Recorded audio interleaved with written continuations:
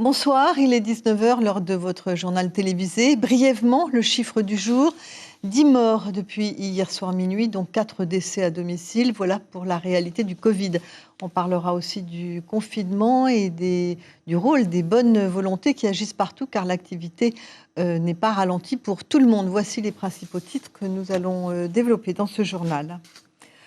Toute l'île de Tahiti est silencieuse, ou presque. On n'entend que les sirènes des ambulances et des pompiers. Ce sont eux que nous avons suivis aujourd'hui à Maïna, où ils n'arrêtent pas. Le confinement est respecté dans toutes les îles où il est décrété, un peu moins le matin où les habitants ont fait leur dernière course du week-end. Nous irons à Papeete, ville morte à nouveau. Un confinement et 9000 touristes sur les bras qui se sont pour la plupart payés le voyage d'une vie. Il ne s'agit pas de les laisser tomber inactifs dans leur chambre, mais les balades sont interdites, y compris dans le lagon. Ça laissera des traces. Les magasins non essentiels sont restés fermés aujourd'hui et le resteront. Et puis il y a les restaurateurs qui vont devoir à nouveau hiberner. Il ne leur reste que l'emporter.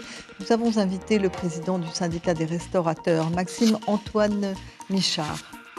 2 petits degrés de plus et que deviendra le Pacifique Sud quand les annonces des experts du GIEC deviendront réalité. En Calédonie, on anticipe déjà et les perspectives sont inquiétantes. En ces temps de Covid, il est une profession dont nous n'avons pas beaucoup parlé, sans doute parce que nous sommes habitués à les voir toujours à l'œuvre. Mais à Tahiti, où aucune commune n'est épargnée par l'épidémie, les pompiers jouent un rôle majeur.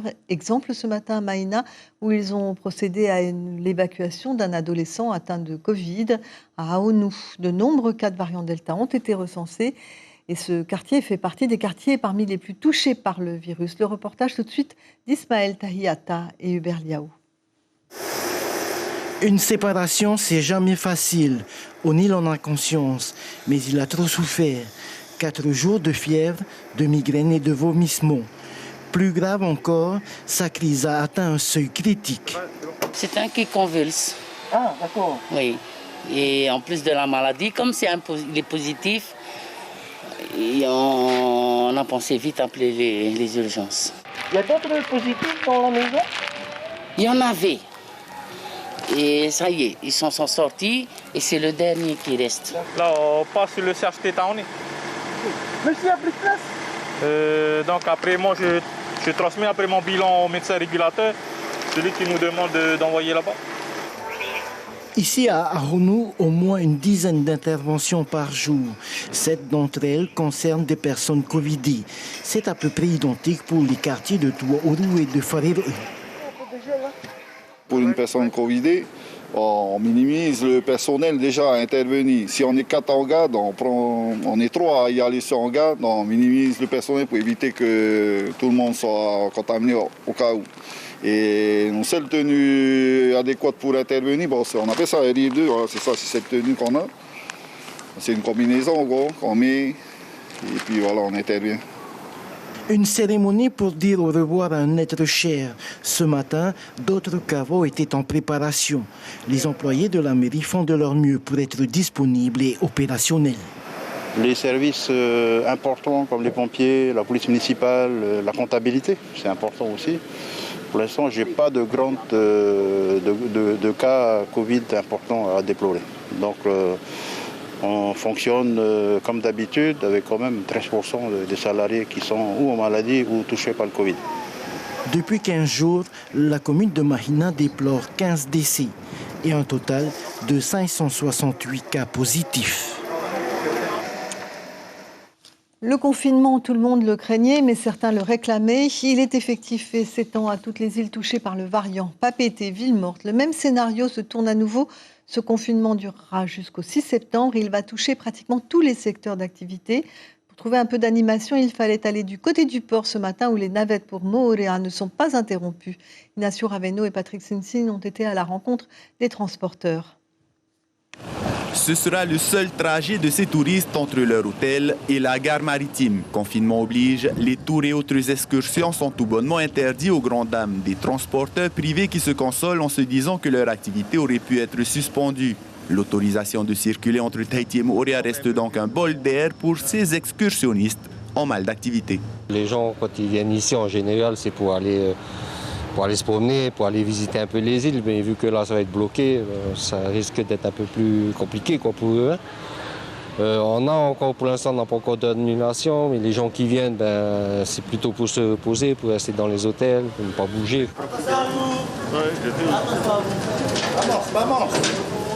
Derrière cette démonstration d'espagnol, l'obligation d'un motif impérieux pour réaliser la traversée entre l'île Sœur et Tahiti.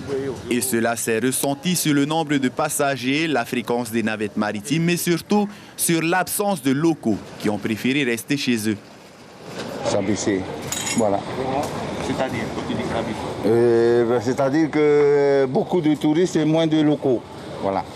Moins de Tahitiens, voilà.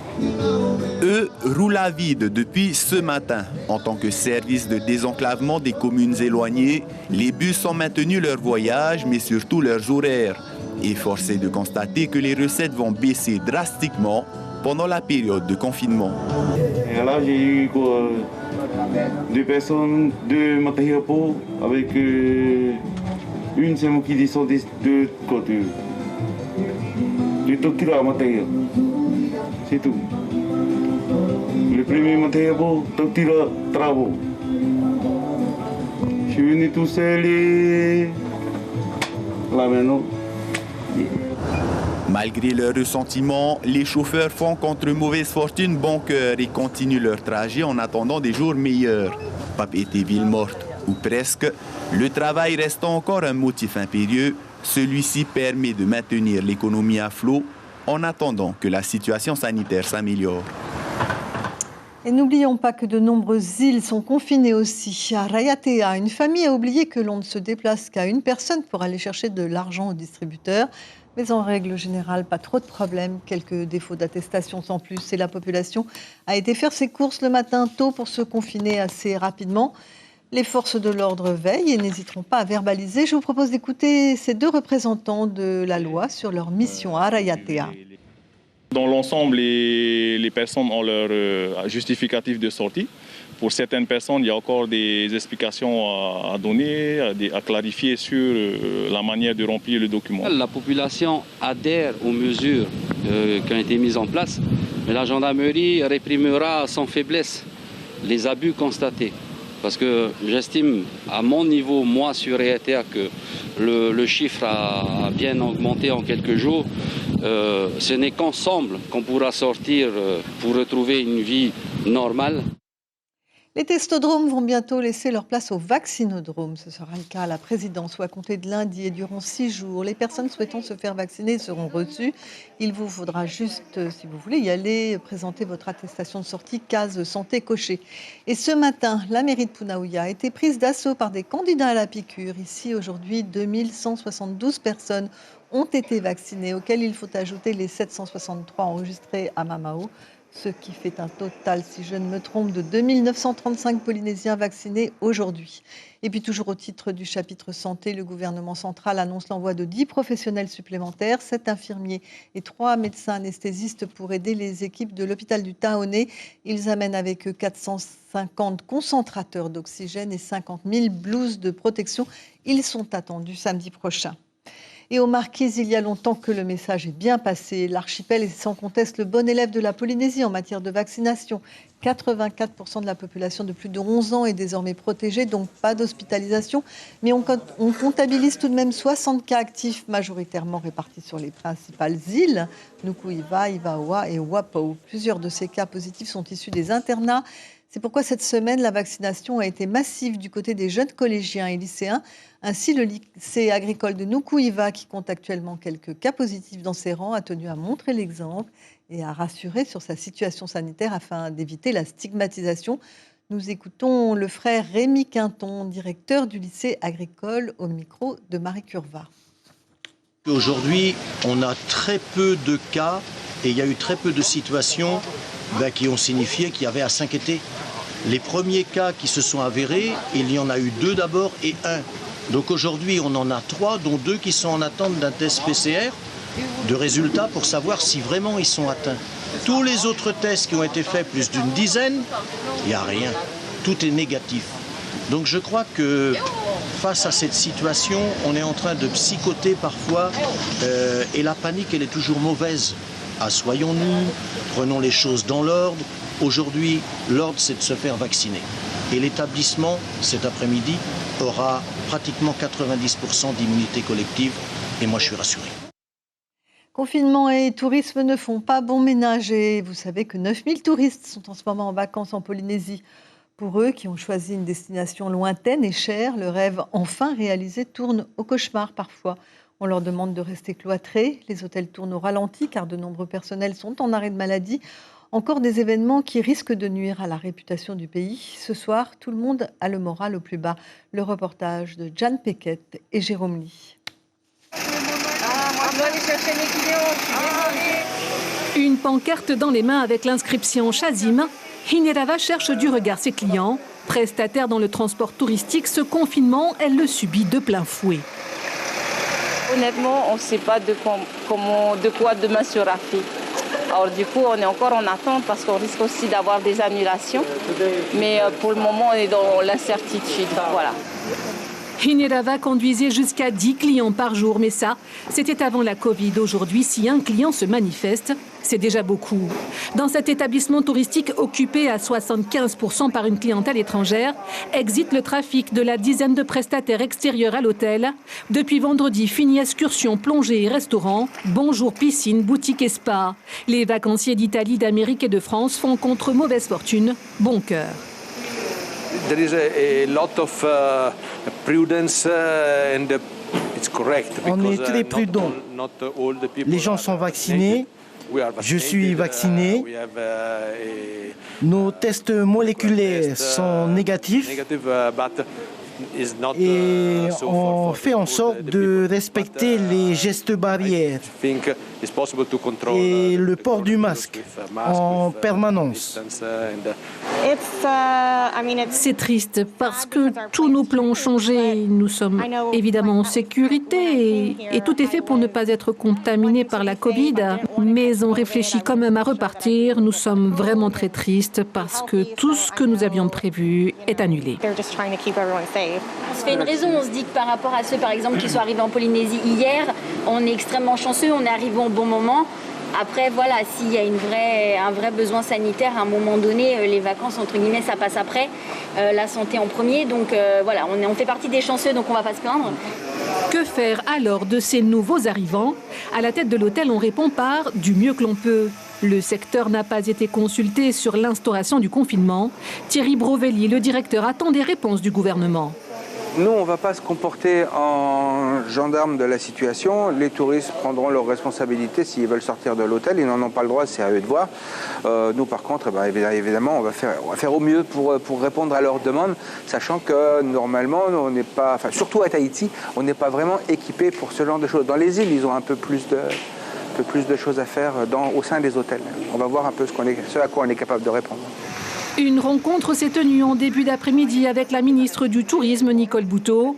Une entrevue pour connaître leur marge de manœuvre afin de plaire aux touristes et les occuper au mieux.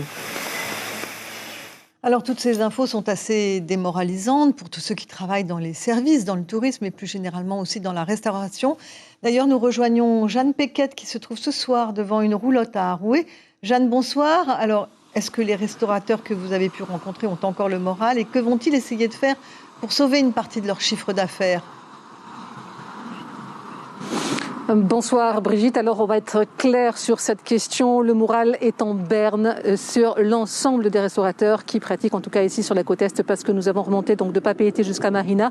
Et effectivement, nous n'avons rencontré que très peu de roulottes sur le trajet, et notamment celle donc de Arouet, devant le parking du stade Alexandre Leontiev, où ici d'ordinaire il y a 6 roulottes qui prennent leur place. Et donc nous avons rencontré Myrna, l'employée de cette roulotte, qui a décidé de venir ouvrir ses portes ce soir, parce que forcément, vous avez, vous, décidé de mettre en place des solutions pour maintenir votre chiffre d'affaires. Quelle est la solution que vous avez mise en place? Alors justement, la solution que nous avons trouvée, c'est le fait de pouvoir livrer chez les personnes. Comme vous pouvez voir ce soir, nous avons mis un scooter en disposition pour pouvoir livrer pour les clients s'ils veulent qu'on l'emmène jusqu'à chez eux. Alors on va livrer entre Mahina et Papeete. Avant, on ne faisait pas ça, on faisait que des surplaces et les gens ils viennent directement chercher. Ce soir, nous avons décidé avec le patron pour pouvoir livrer chez les personnes. Alors, il n'y a pas essentiellement la livraison, puisque les tables, elles sont rangées, il n'y a personne qui vient dîner sur place, mais il y a également eu une coupe au niveau des employés. Oui, justement, comme vous pouvez voir, ce soir, normalement, nous sommes 6 employés. Ce soir, il y en a 2 qu'on a laissés en stand-by à la maison, comme vous pouvez voir, parce que le temps, il est court pour nous. Qui dit court, dit pas beaucoup de budget qui rentre. Alors, c'est pour ça que nous sommes que 4 ce soir, chacun à sa place. Et c'est pour ça qu'on attend qu'il y aura le changement. Alors Brigitte nous posait la question de savoir quel était le moral des restaurateurs. Vous, quel est votre moral ce soir? Notre moral est toujours positif, malgré il y a cette maladie qui envahit Tahiti. C'est pas ça qui nous empêche de pouvoir travailler. Tant qu'on nous donne l'autorisation de pouvoir travailler, nous le ferons quand même. Merci infiniment, Myrna, d'avoir accepté notre invitation ce soir. Donc, comme vous pouvez le voir, Brigitte, le moral n'est pas tout à fait dans les chaussettes pour tout le monde. Ici, donc jusqu'à 21h, la roulotte reste ouverte. Et puis, à compter donc de lundi, de 20h à 4h du matin, le nouveau confinement et le nouveau couvre-feu sera mis en place. Voilà, Brigitte, ce que l'on pouvait retenir ce soir ici à Aroué. Merci, Jeanne. Maxime-Antoine Michard. C'est une vraie résiliente, cette Myrna, qu'on vient de rencontrer. Les gens cherchent toujours des solutions quand même. Oui, je souriais parce qu'effectivement, c'est quand même un peu une des caractéristiques des gens de notre secteur. Il faut qu'on soit résilient. Et on l'a montré ces 15 derniers mois. Alors, je rappelle que vous êtes le président du syndicat des restaurateurs et puis vous êtes aussi le vice-président de la CPME, les petites et moyennes entreprises. C'est ça, oui. Oui, donc je disais, on l'a montré ces 15 derniers mois. On a été particulièrement résilients puisqu'on a finalement réussi à travailler normalement que 2 mois sur les 15 derniers mois. C'était le mois de juillet 2020 et le mois de juillet 2021. Et au milieu de tout ça, il y a eu le confinement, les restrictions, le couvre-feu. Donc oui, c'est une profession de gens qui sont résilients. Maintenant, effectivement, la succession de restrictions, de confinements et de mesures qui ne nous permettent pas de travailler normalement, ça va devenir compliqué pour notre secteur. Alors c'est une catastrophe pour vous, ce nouveau confinement de 15 jours. Pour l'instant, il est limité à 15 jours. On espère qu'il durera juste 15 jours. D'abord, ce que je voudrais dire, c'est qu'on a tous conscience que la situation sanitaire devait primer. Et c'est ce qui a été le cas, puisque je pense que le confinement, aujourd'hui, on avait atteint une situation qui était tellement dramatique d'un point de vue sanitaire qu'il fallait confiner. Maintenant, il est évident qu'avec ce confinement, ça va devenir compliqué. Vous parliez d'une période de 15 jours. Compte tenu de la manière dont l'épidémie a progressé, je crains malheureusement que 15 jours ne soient pas suffisants. Donc nous, restaurateurs, et c'est aussi le cas de tout un tas d'autres secteurs, prestataires de services, salles de sport et autres, il faut qu'on s'attende malheureusement à avoir des semaines extrêmement difficiles. Vous seriez favorable à un pass sanitaire ? Alors en l'état actuel de la couverture vaccinale, non. Parce qu'on a une couverture vaccinale qui est beaucoup trop faible.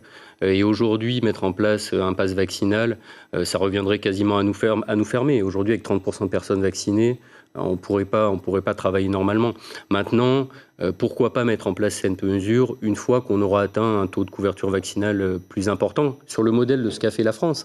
La France, ils ont mis en place le pass vaccinal à partir de 50-51% de couverture vaccinale de la population. Donc, à partir de ce moment-là, pourquoi pas ? Mais aujourd'hui, non, ce serait prématuré. Alors, il y a un mois, j'ai lu dans la presse que vous appeliez les restaurateurs et les clients à respecter les gestes barrières. Oui. Ils ne l'ont pas fait ? Si, ils l'ont fait. De l'aveu même du haut-commissaire dans une réunion qui s'est tenue il y a une semaine maintenant. Il a confirmé que les clusters n'étaient pas dans les restaurants. Donc si, on l'a fait. Et on a été les premiers à respecter, à mettre en place les gestes barrières dès le mois d'avril, fin avril 2020, puisque c'est à cette période-là qu'on a été autorisé à rouvrir. Après, il y a probablement quelques restaurateurs qui se sont mis en dehors des clous, mais dans la très grande majorité, les restaurateurs ont été extrêmement stricts sur le respect de ces mesures-là. Oui.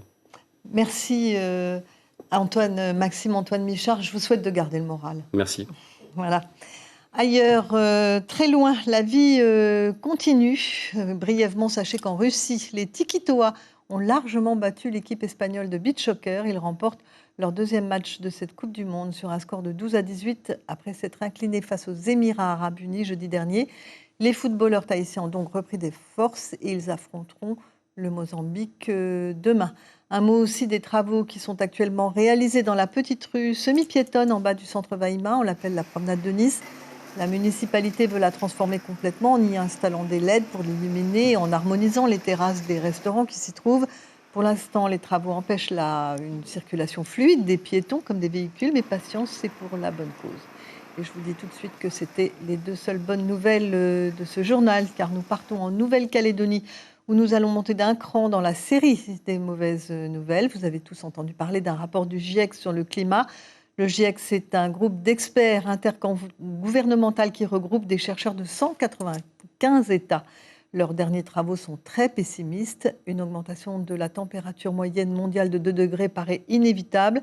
Quelles seront les conséquences de ce changement climatique dans la région? Réponse avec Caroline Antique-Martin, Christian Favnec et Gaël Delcheverry. Nos enfants et petits-enfants joueront-ils sur les plages de Nouméa dans les décennies à venir? Probablement pas, selon le dernier rapport du GIEC, groupe d'experts intergouvernemental sur l'évolution du climat. Les calculs des scientifiques, même les plus optimistes, prévoient une élévation du niveau moyen des océans de 50 à 70 cm d'ici 2100. Donc là, la marée haute, elle arrive ici, on voit bien la ligne de débris. Donc si on rajoute 70 cm, on sera là et on regarde. Ça correspondra finalement à la limite de l'herbe au bord, en haut de la plage. C'est-à-dire que là, à marée haute, la mer arrivera là, sans compter les vagues. Cette montée prédite du niveau de la mer, elle aura plusieurs conséquences en Nouvelle-Calédonie. Elle aura d'abord des conséquences sur les plages, qui vont soit reculer, soit disparaître. Elle aura des conséquences sur les infrastructures côtières, qui seront inondées plus souvent et de façon plus sévère. Et finalement, elle aura aussi des conséquences sur les terres agricoles. Parce que même si la mer ne monte pas directement sur ces terres, la mer va remonter par-dessous et rendre les terres agricoles proches de la mer impraticables.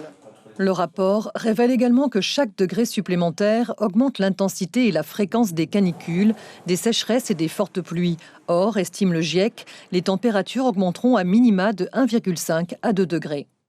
2 degrés sur la Calédonie, ça veut dire des sécheresses plus fortes, pas forcément plus longues, mais forcément on comprend bien que s'il y a 2 degrés de plus, les plantes vont sécher plus vite, avec un risque d'incendie de forêt. Et ça veut dire aussi des pluies plus intenses, parce que les pluies cycloniques, l'air chaud contient plus d'humidité, donc un peu plus chaud, un peu plus d'humidité, un peu plus de pluie. Donc avec tous les dégâts, tous les inconvénients au niveau de l'agriculture qu'on observe quand on a des pluies intenses, on les aura plus souvent. Pour rappel, le GIEC a été créé en 1988 pour mesurer le changement climatique et anticiper ses effets. Mais ce sont les États qui sont compétents pour trouver des parades. Ce sera l'objectif de la COP26. Elle se réunira à Glasgow du 1er au 12 novembre. Voilà donc pour les infos. En Polynésie, la principale étant ce confinement qui prend effet ce matin dans les îles les plus touchées par le virus de la Covid. Les pompiers de Tahiti jouent aussi un rôle important dans la gestion de cette crise sanitaire. Pour terminer, un mot de votre programme télé. Ce soir, sur notre chaîne, juste après ce journal, nous vous proposerons un téléfilm français, Meurtre dans le Jura, et une série américaine de Passage. Voilà, merci d'avoir suivi ce journal. Les premières infos demain, c'est en radio avec Tita Wadoum et Ayata Taraou. Je vous souhaite une très bonne soirée et je vous retrouve demain soir avec Vito Tapao pour les journaux télévisés.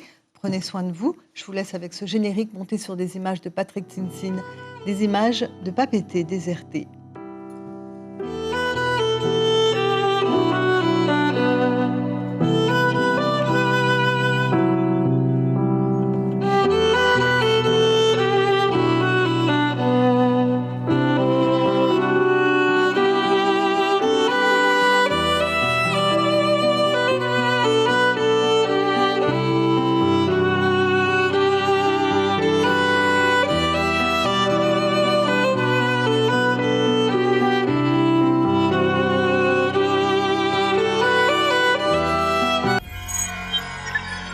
Retrouvez ce programme en replay sur notre site internet.